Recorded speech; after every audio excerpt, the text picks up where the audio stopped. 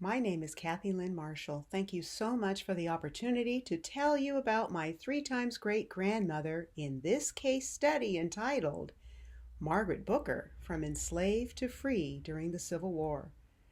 My motto is, if we want an inclusive American history, we must research and write our history.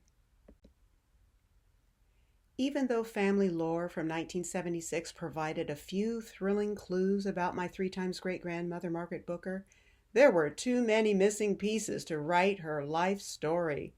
This case study will reveal the ins and outs, wrong turns, suppositions, and irrefutable evidence I was finally able to discover after 40 years of trying to crack the Margaret Booker code.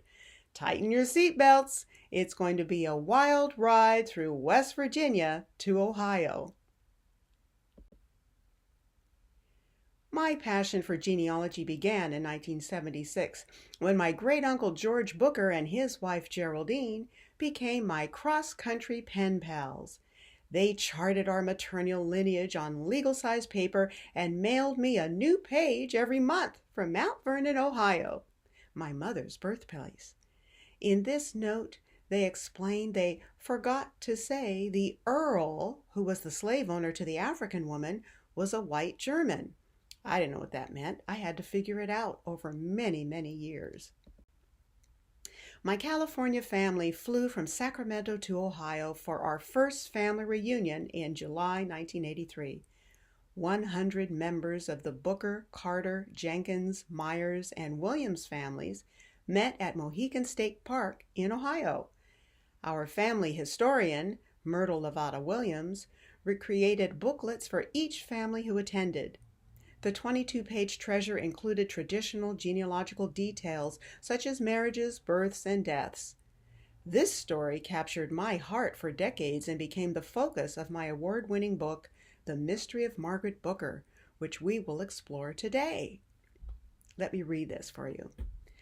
After President Abraham Lincoln signed the Emancipation Proclamation on January 1, 1863, the plantation owner freed Margaret Booker and her 5 children, and he also gave her a buckboard and I assume the horse that pulled the wagon. This is being written by Lavada Williams. 4 of her children, Cornelia, George, May, and Ella, resided with her on the plantation, but Joseph, who was originally called Job Booker, was around 10 years old, had been farmed out. Margaret and her 4 children climbed aboard the buckboard and drove to the plantation where her oldest child Joseph was on loan. Now having her 5 children, she left Beverly, Virginia, now West Virginia due to the split of Virginia over the Civil War, and headed north. They traveled by day and slept under the buckboard nights. Crossing the Ohio River at Martin's Ferry, the family settled in Barnesville, Ohio. In Barnesville, she made a living as a washwoman. She had 3 more children, Edward, William, and Sylvester, as a free woman. Margaret Booker was born in slavery, February 1834, and died sometime after 1900 in Barnesville, Ohio. While she was a slave, she was tied to a tree and horsewhipped because she refused to lay with a master after having just birthed his 5th child with her. She died with the whip marks on her back. I had to find out more. I became hooked on family history in 1976 before Roots, but life happened. I got married, was a full-time researcher, technical writer, and manager for the California Highway Patrol's Selection Research Program. I had 2 sons and lived 2,500 miles away from the family members who could tell me about our history. There was precious little time for quality genealogy, let alone properly organizing and analyzing the documents I started collecting. It wasn't until I turned 60 that I got serious about genealogy. I listened in earnest to podcast interviews, and I read books featuring the kings and queens of Black genealogy like Nika Smith, Bernice Bennett, Melvin Collier, and I'm going to put the barefoot genealogist Krista Cowan in here too, because she provided a lot of great information for me. I developed a quick start method for writing family history books on October 1st, 2016. Chose one relative to focus my first book on, and finally started doing things correctly. Organize, analyze, then make timelines. Over and over, repeat it again. I used Dr. Shelley Murphy's ideas for organizing documents by family line, then by person within the family chronologically. I analyzed all the fields on each record, making timeline spreadsheets containing pertinent data, including census records from 1870 to 1910, birth and death records, court records, and significant historical events on that timeline to see how my family fared during history. Do you want to write a book of your findings? I encourage you to give my method a try. Step 1, do the 5-step focus exercise, which is this: who, why, where, what, and what. What do you already know and what do you want to know? Step 2, develop a research plan with 4 or 5 broad goals. My goals are always choose one person to write the book about, find out who the person's parents were, who the parents' descendants were up to the present time, okay? So parents and siblings is wide, descendants to the present time is deep, family tree, okay? And then I also obviously have to find out who the slave owner was and all of those records that that person may have, which may include my family's names, my enslaved family's names. And then can DNA help me find more relatives?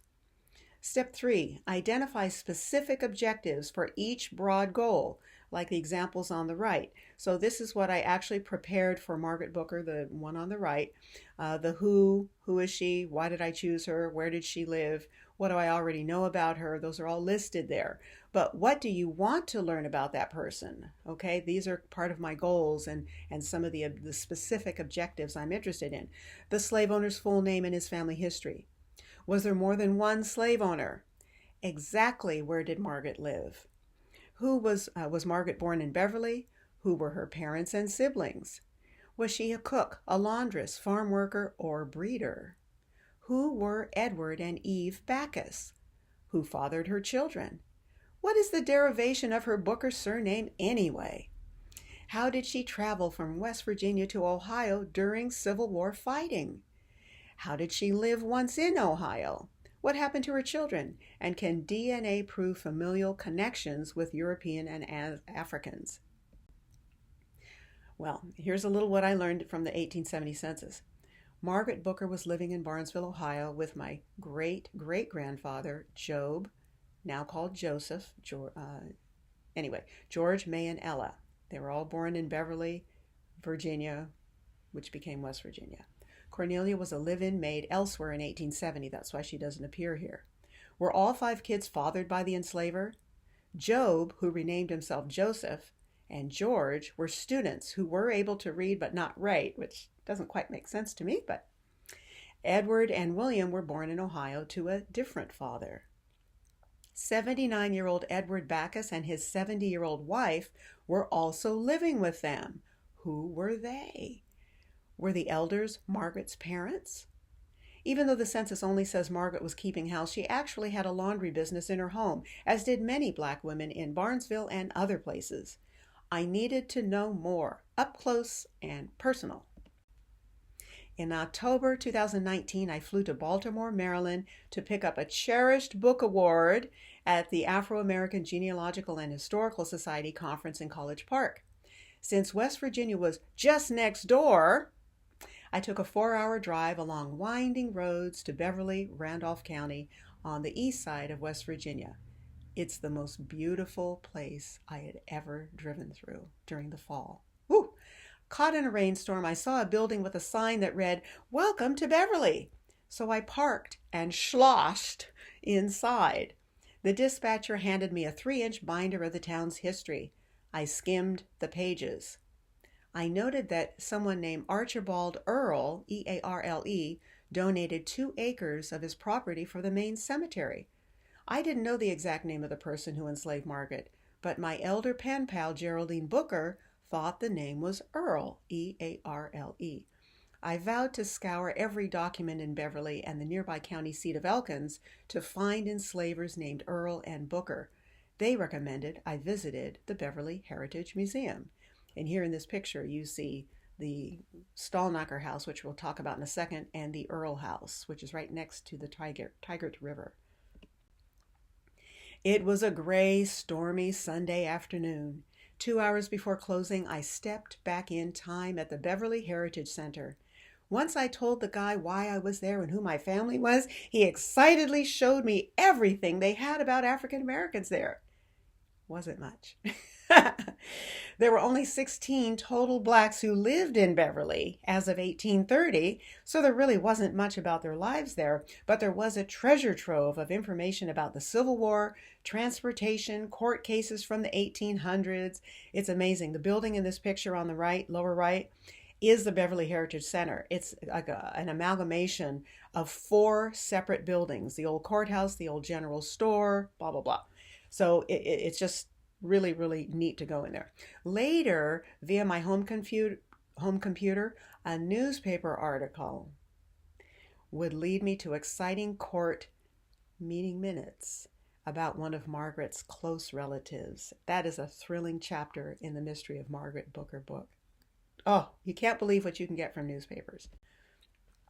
The Beverly Heritage tour guide said black folks lived around the Fountain Street area after slavery ended. That's the upper right.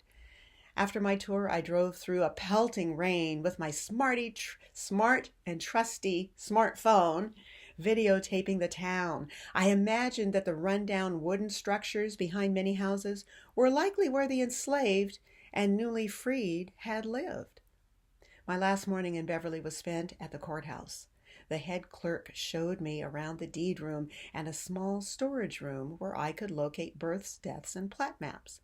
She cautioned me not to take photos with my smartphone. The woman was crazy. What do you mean? Not take pictures. I settled my laptop, notebook, and purse on a table and prepared myself mentally for hours of searching handwritten documents. But that didn't happen like I expected. I sat my computer bag on the round table shown in the picture. My eye trained on the only bright blue binder on the shelf. It was labeled Births 1853 to 1883. Inside the binder was an unattached single page listing slave births and their owners. What? A slave named Margaret with 2 T's was at the bottom of the list. Margaret's owner was listed as J.B. Earle, E-A-R-L-E. The original birth document on page 26 could not be found in Book 1. None of the original slave documents were in Book 1. Well, I was still thrilled with the secondary typed information. I hit the jackpot at the start of my research. That document was the first to associate my 3 times great-grandmother's name with an enslaver named Earle. The ancestors want their story told, you better believe it. I spent the next 4 hours writing down every slave and enslaver record I found, constructing a 200-person database of African Americans in Randolph County. I shared this with the Beverly Heritage Center executive director and served as a consultant for a marvelous African American exhibit they prepared showing opening in 2022. Oh my gosh, this is it. Celebrate your research. This is what it's all about. Spreading the word, letting other people know about your heritage. The Beverly Heritage Center created an African Americans in Randolph County exhibit on Juneteenth, 2022, and here's my family. We represented Margaret. It was so exciting and thrilling. So at the left is the lady I still call our family historian, M. Myrtle Lavada Williams. She kind of gave up that mantle and I kind of assumed it, but to my mind, she's still the family historian. Then that's me, cousin Suzanne, cousin Nathan, and cousin Julie. They all came in from different parts, Ohio and Georgia and California. It was really, really thrilling. Now this room, this exhibit had, on the left, you see this, it's like a 6-foot tall poster of our family and who they were. The lady in the middle of this picture, I don't know if you can see her, but between me and Lavada is Reba Williams.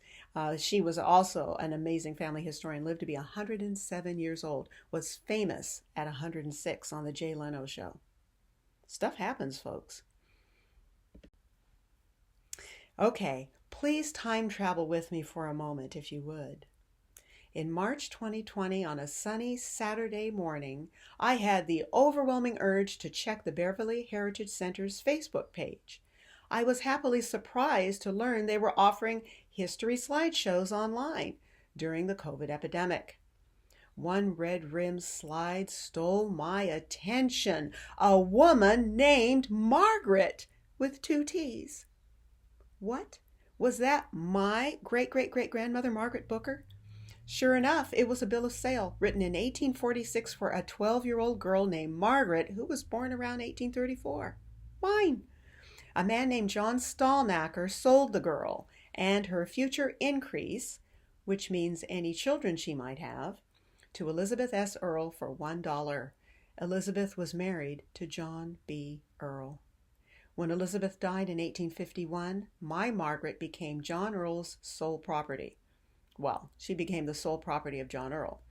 She began having children shortly thereafter, likely by her enslaver. He seemed to have a preference for the number 5. John Earl had 5 children with each of his 3 wives and, according to family lore, 5 by Margaret. This telling source was from the Oaths and Licenses book. Who would think of looking for a bill of sale there? Always look through your sources, folks, and never give up. And always look and relook, go back and look at the sources that you looked at last year, because stuff is being digitized now and you can find the pearls of wisdom. Okay, now this gets a bit complicated. I have to tease the truth out of various documents. Of course, every woman in that town was named Margaret or Elizabeth.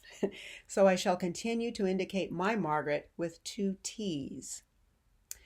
The 1846 bill of sale revealed that my Margaret had 4 enslavers. The chart at the right, up above, attempts to clarify the players. John Stallnacker's mother, Margaret Elizabeth White Stallnacker, married a second time to a man named Richard Kittle. Kittle enslaved 2 females, named Peg and Phoebe.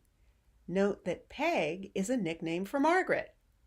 They called her Ginger Cake Peg because the 6-foot-tall African, this is how she's described in a book, carried ginger cakes on a plate on her head, as Africans do, right? And she had a mug of beer on the other hand. She was selling beer and ginger cakes. That's how she made extra money.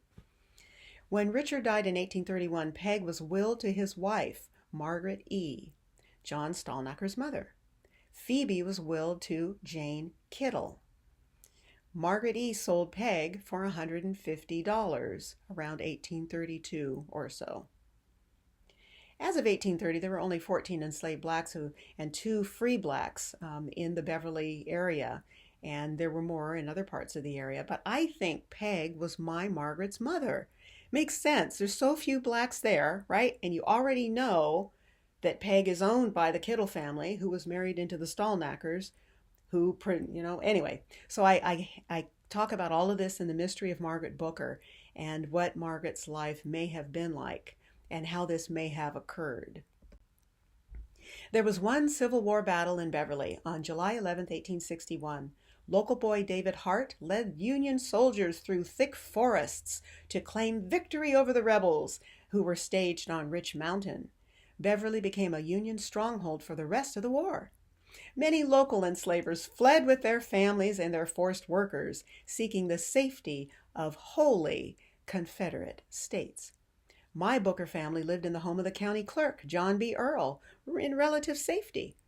I'm not sure how John Earl, in such a prominent position, could keep 6 enslaved people around those Yankees, but I guess that happened.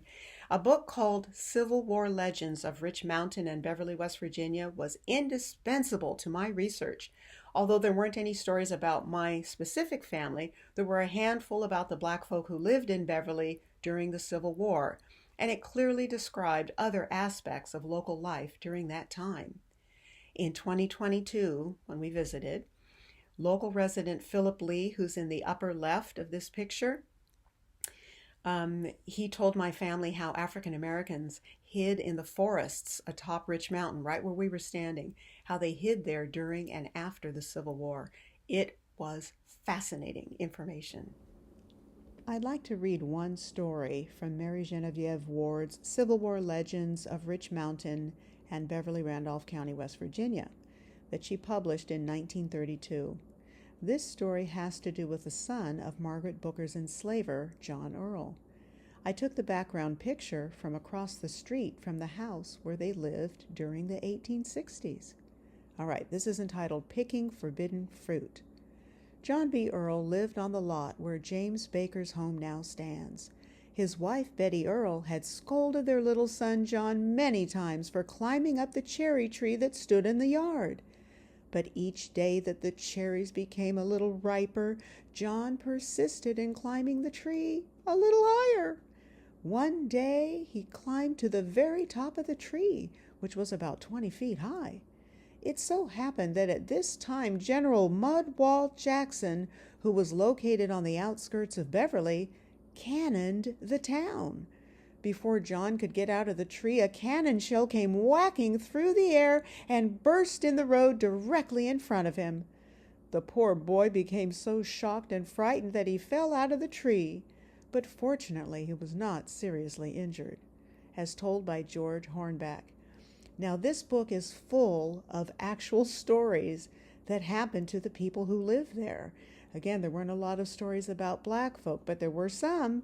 But it gave me a really good idea of the sense and sensibilities of the community so that I could write the book more from the point of view of my ancestors than just reading dry data. 1863 was a pivotal year for many. On January 1st, 1863, the Emancipation Proclamation freed enslaved workers in rebel states. In February, George and Hugh were freed by John Stallnacker, and Margaret reached her 29th birthday. In April, Margaret has a fifth child named Ella. That's about when she had the whip marks suddenly appeared on her back when she refused to lay with the master after she gave birth. In June, West Virginia became a Union state. Margaret's enslaver gave her a buckboard and told her to take her children to Ohio. But how did she do that? What route did she take? How did she navigate the tolls and possible ruffians and Civil War fighting along the way? I consulted with the Beverly Heritage Center executive director to determine how they might have traveled to Ohio. Maybe Hugh and George went with them. Who are Hugh and George? John Stallnacker owned two slaves named George and Hugh since 1830. They were under 10 as of 1830. John freed both men in his February 1863 will upon his death. And John bequeathed the leftovers of his estate after his children took their share to George and Hugh. Was that due to a familial relationship or just thanks for their loyalty? What does that have to do with the Booker name? Nothing. But our family has plenty of Booker DNA matches from Virginia, Cumberland, Westmoreland especially. I'm still researching that question. Where did the Booker name come from? This is an amazing story. Edward Ned Backus was finally emancipated from the Crouch family in 1854. After many court hearings in Beverly, the Crouches refused to free Edward's wife, Eve, and her two daughters. A series of articles from newspapers east of the Mississippi told the entire amazing story. Names, places, and why Edward traveled from Beverly to the Fusion, now called Republican, convention in Ravenna, Ohio. The articles told how Edward got a lawyer to pay $500 to free the rest of his family and reunite them in Ohio. In 1860, Edward's family was safe in Mount Union, Starks County, Ohio. They migrated to Barnesville, a Quaker town near an Underground Railroad hub. Barnesville became a haven for black folk, many of whom later moved to Mount Vernon, Ohio, and other places in central Ohio. It's possible that Edward and Eve were already living in Barnesville by 1863 and welcomed Margaret and her children to live with them. But what was Edward's relationship to Margaret, and where did Margaret get the Booker name?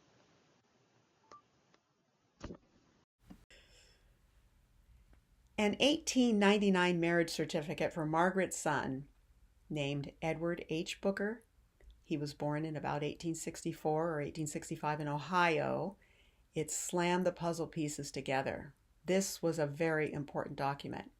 Margaret's son is Edward H. Booker. He's the groom. Edward married Minerva Myers in September 1899 in Belmont County, Ohio. Edward's father is listed as Hugh Booker. You see on the left, the second red rectangle down there on the left? Okay, so it says Edward's father is listed as Hugh Booker, the man that John Stallnacher freed in 1863. It says on the right side of the record that Margaret's maiden name was Backus, the same surname as Edward and Eve Backus, who she lived with in 1870. Was Edward named, son Edward, named for Grandpa Edward Backus? Probably. Was son Edward's middle name H for Daddy Hugh? Probably. Edward was her first child born in Ohio, so he wasn't sired, or I guess I'm not supposed to use that word, fathered by John Earl. So it all makes sense. It's in the record. It says Hugh was his father. Therefore, Hugh Booker made at least one baby with Margaret, Edward H. Booker, and I think he also fathered William and Sylvester, who came a few years later. Whether Margaret and Hugh were married is unknown. And in fact, I couldn't even find a record for Hugh after the 1870s. I couldn't find him at all, really. So I'm not positive where the Booker origins are from, but we do have DNA matches from Bookers in Virginia. So Margaret Booker was owned by 4 people during her 30 years of bondage in Beverly, West Virginia. During Civil War fighting, she and her 5 kids left newly created West Virginia to start a free life in Ohio. Margaret established a home laundry business in Barnesville, Ohio, where she lived with her father and stepmother and 6 children. She died in 1915, leaving behind a strong, resilient family who would not only survive, but thrive in America. And here's her lineage. From Margaret to the left, her son Joseph, his daughter Myrtle Booker Williams, her daughter Pearl Williams Carter, my grandmother, my mother, Mary Carter Marshall, and myself. Now this is one of my most favorite devices. It's called an ancestor poster, and I learned about it from the Sons and Daughters of the United States Middle Passage. As you can see by the upper line, this one is about Margaret Booker. It's a place where you can put all of your data, all of your theories, all of your summaries, all of your everything on one page. And just think about having something like this for all of your ancestors, putting them in a book. All of your research is right there in one place. Cool. So let's start with the left side of this poster where it says spouse. So her spouse was Hugh Booker. Whether or not they were married or not, I don't know, but she had children by this man, and so he's going to be her spouse when she was in freedom. So the yellow box lists all of Margaret's children, 5 by the master, who may have been John Earl. John Earl was the master, but the children may or may not have been by him. Family lore says they were. Circumstances indicate that they were. DNA? Maybe not so convincing. But anyway, for this purpose, in yellow, the children with John Earl were Joseph, Cornelia, George, May, and Ella. By Hugh Booker, the children were Edward, William, and Sylvester. Below that is I don't know what you call that, light blue gray, and it talks about her relationship to me. So she was my 3 times great-grandmother, and then she lived 30 years enslaved and 50 years free. That's awesome. The last part talks about her father, Margaret's father, Edward Backus, and his wife, Eve. Now, whether Eve was Margaret's mother or not, I'm not sure. Might have been Ginger Cake Peg. I don't know. But anyway, so they lived together in the 1870 census. Now, whether Margaret was living with him or he was living with her, I don't know. In the so the picture up there is of Joseph Booker. That's my great-great-grandfather. That was Margaret's firstborn son, and he was born into slavery. But look at him. He's all sharp like that. That's how he dressed. He died with a huge library in his very nice house. He was a Mason. He was amazing. Okay. Below that is a picture of Margaret Booker. I don't have a picture of Margaret Booker, so I drew one. Maybe she looked like that. Maybe she didn't. In the center column, we have information about Margaret Booker herself. born in 1834 in Randolph County, West Virginia. She died in 1915 in Barnesville, Ohio. Her occupation was listed as a housewife, but she really had a laundry business. She was a washwoman, and she lived on Vine Street in Barnesville. How did I find out about the enslaver, who the enslaver was? So this gives three major components to that. The first paragraph is the booklet, the genealogy booklet from 1983 that talked a little bit about this family and who the slave owner was. Didn't mention by name, though. In the middle, it's listed in the 1853 to 1883 Randolph County births. And so that was a huge find.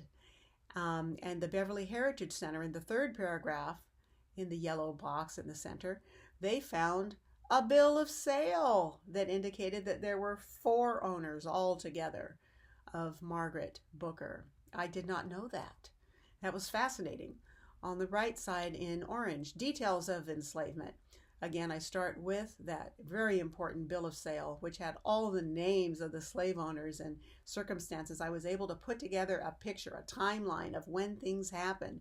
And I could kind of guess when them babies started is when she became the property of John Earl. His wife had died. He's a lonely dude. He's got all these children at his house. What's a boy to do? Make more babies. It really is plausible that the father was John Earl, but again, DNA is a little light on that. So when Margaret was 21, she bore son Job, who later changed his name to Joseph. No document was found to corroborate the exact date that they left Beverly for Ohio. It's after the Emancipation Proclamation in 1863. I know that one child was born in 1864 or 5 in Ohio, so she was there by then. So somewhere in between 1863 and 1865 is when they left and they became free. Let's see, or they self-emancipated, let's put it that way. And then this is very interesting. In a 2003 Kenyon College interview, Margaret's grandson, George Booker, was interviewed by Professor Rick Sheffield. And this is where he says that, yeah, he, John Earl, had slaves and everything. He mentioned only one, and her name was Margaret. She was his wife's handmaid. Important information. When he set him free, he gave him a horse and a wagon, and he said to Joseph Booker, he said, "Please stay here and help me run the plantation. You grew up here. This is your home. You'll always have a home here." That's kind of sad. That kind of made the master to be kind of nice, even though he whipped Margaret on the back because she refused to lay with him a couple of days after she had given birth to his 5th child. So, is he a good guy? Is he a bad guy? He had slaves, but he was the clerk, the county clerk. It's a tough situation, isn't it? But anyway, it was fascinating. So this is what an ancestor poster looks like, and I encourage you to go ahead and try it. It really is helpful for you to get things straight in your mind as to what data you have and what you don't have. Wasn't that a pretty little story? But the DNA trail doesn't wholly match the paper trail. Lovatta Williams wrote in her 1983 genealogy booklet that after Lincoln signed the Emancipation Proclamation on January 1st, 1863, the plantation owner freed Margaret Booker and her 5 children, and he also gave her a buckboard and a horse to pull the wagon. Lovatta did not specifically say John B. Earl was the plantation owner who fathered my 2 times great-grandfather Joseph Booker. For someone who had 5 children with each of his 3 wives, and supposedly 5 with Margaret Booker, there should be a lot of DNA matches to the 14 or so family test kits that I administer. Sure, maybe none of his white descendants took DNA tests, but I have family members who have taken tests from all the available testing companies. The DNA evidence for John Earl being Joseph's father is underwhelming. I don't know how much you all are into DNA, But Ancestry.com is one of the leading DNA testing companies, and it gives you a tree and a whole bunch of other things. So Ancestry has a tool called Through Lines, where it tries to determine of all the people who match you by blood, who actually share a common ancestor with you according to centimorgans in your blood. It's just a measurement of relationship. And so this Through Lines is a really cool tool. It's a hinting tool. It is not an end-all tool. It is based on people's trees. And if people's trees are not carefully validated, like mine is not, mine is a theoretical tree. I'm testing theories of parentage. So I warn people, don't copy things from my tree because I don't know that they're true yet. But Through Lines looks at who is blood related, because it can tell that by a scientific process and procedure, and then tries to determine from your trees who your common ancestors might be. So when I put John B. Earl, that's the one I'm looking for as being my third great-grandfather. I run Through Lines for my great-uncle Charles Williams. He was 93 years old when I got his DNA. So it's the best DNA. It's the closest to the enslavement period. And so I run most of my tests against my great-uncle Charles Williams' DNA for that reason. So here is an example, a little printout Through Lines for John Bales Earl. So the guy who supposedly is my third great-grandfather, these are the number of people who match them. At the very bottom of the screen, you can see some pink circles. At the top, it says Through Lines for John Bales Earl. Through Lines uses ancestry trees to suggest that Charles Williams may be related to 14 DNA matches through John Bales Earl. 14 matches? That's cool. That's great. Until I look at what this says. So at the very top of the screen, you see the very first square is John Bales Earl, that he is the great-grandfather of Charles Williams. He was born in 1813 and died in 1881. Okay, so if this is true, then his daughter is Cornelia Booker, that he had with Margaret Booker. Their mixed-race daughter is Cornelia, and she has 3 DNA matches on her family line that have John Bales Earl in their family tree. When you look to the left, you see Joseph L. Booker. Okay, he is my great-great-grandfather. For sure, he was born into slavery and presumably is the son of John Bales Earl. According to this diagram, this is based on family trees. Okay, so it says he has, if you look down just right underneath his name, it says he has 11 DNA matches. Wow, guess who those people are? Me, my mother. It's my immediate family. That's all.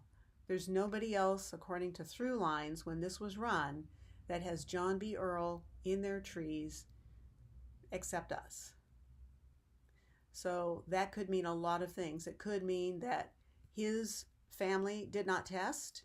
None of his descendants tested with Ancestry. That's certainly a possibility. It could be that others don't have that name, John Bales Earl. They just have John B. Earl, or they just say John Earl. That's a possibility. I could redo my tree and just say that John Earl is my third great-grandfather and then run it again and see what happens. So there are a lot of possible reasons. Bottom line, it looks like it's just my family. And so that's why I have doubts that John B. Earl really is my third great-grandfather. Now, it could be his father. It could have been Archibald Earl that did the deed to plant the seed, but I'm pretty sure he was dead before my great-great-grandfather was born. It could be some other people in the Earl family, maybe. And the reason I say that is, so if we look at different generations of those Earls, so not just John B. Earl, but let's look maybe back at his grandparents or great-grandparents. There were several Earls named Samuel who do appear in many people's family trees. And this rendition of through lines shows that. There are a lot more people on the bottom row. These are living people on the bottom row. And they are blood related to me, and it looks like they're blood related through the Samuel Noah Earl line. That's what this shows us. And again, this is based on people's family trees being correct, and mine isn't necessarily correct, but it does show me that maybe this is okay. Now, the number of centimorgans, which is the closeness of the relationship, is small. You'll see at the very bottom, it's very hard to see it, but a lot of these are 12 centimorgans, 10, 8. They say now, Ancestry Now says anything less than 8 is perhaps by chance, which is not true. You can go all the way down to 3 centimorgans, but because it takes a lot of database space, they've just chosen to only show down to 8 centimorgans. That's a very distant relationship because, again, we're talking about 3rd and 4th generations from Charles Williams, who was born in 1924, 100 years ago.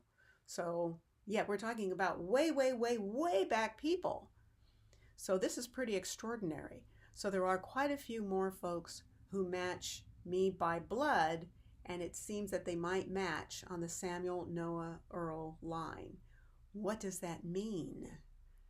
What does that mean? Does that mean John B. Earl is not my 3rd great grandfather, or it does mean that he is? It's just that his descendants didn't take DNA tests to be able to show up in a chart like this.